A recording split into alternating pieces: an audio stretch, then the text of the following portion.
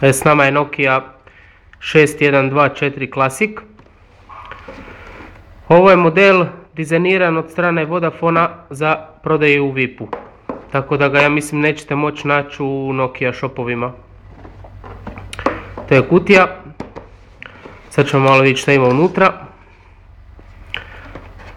Već sam ja otvarao, pa sam pokušao složiti kako je trebalo biti, ali eto, ajde, prostite.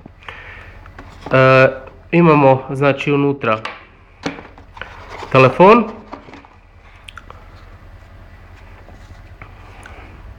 Onda imamo USB kabel. Znači, s jedne strane je standardni za kompjuter USB, a s druge strane je standardni USB mali, mini USB za spojiti telefon i kompjuter. Sada je Nokia uvela ove novije USB kabele gdje je malo plosnatiji i uži. Po meni to nije dobro, bolje je ovaj, jer ovaj je kompatibilan sa nekim digitalnim fotoaparatima i kamerama. Onda imamo slušalice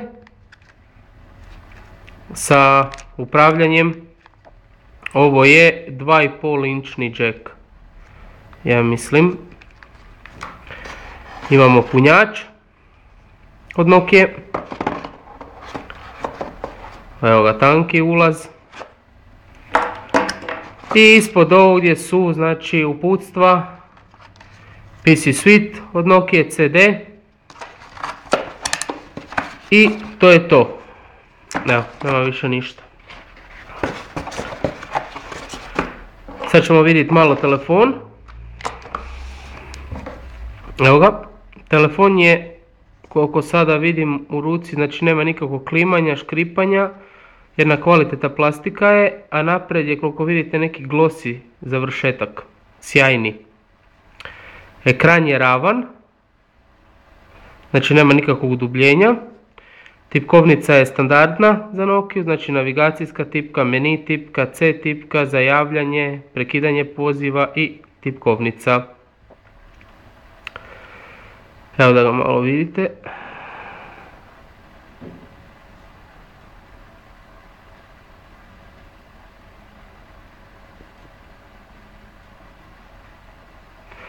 Evo ovako.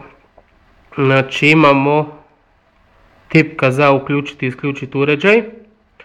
S ove strane je plus minus tipka za volumen. Ovdje je tipka za fotoaparat. Evo je. Na drugoj strani se nalazi dosta veliki zvučnik ima. Evo ga tu. Ne znam ako ćete vidjeti odavdje ovako. Ali dosta se jako čuje, dosta je snažan. Mono je. Znači nije stereo. Ovdje dolje imamo utor za SD karticu. Mini SD kartica ide unutra. Sa donje strane imamo, znači, utor za mini USB. Ovo je utor za slušalice 2,5 inčni i ovdje je jack za punjenje uređaja. Evo ga. Uređaj radi na Symbian OS S60 3rd editionu.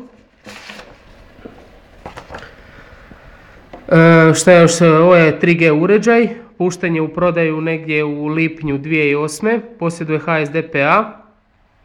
Ekran je TFT, znači 16 milijuna boja. Rezolucija mu je 240 x 320 piksela. Dimenzije uređaja su 105 x 46 x 15. Znači debeli 15 mm. Unutarnja memorija je 35 MB. Ima i 128 ROM-a unutra.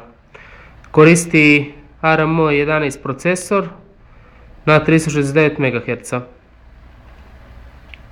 Symbian S 3rd edition 9.2. Ne znam ako sam već rekao. Evo, toliko o tome. Za sada. U sljedećem videu ćemo ga malo upaliti i vidjeti šta ima unutra.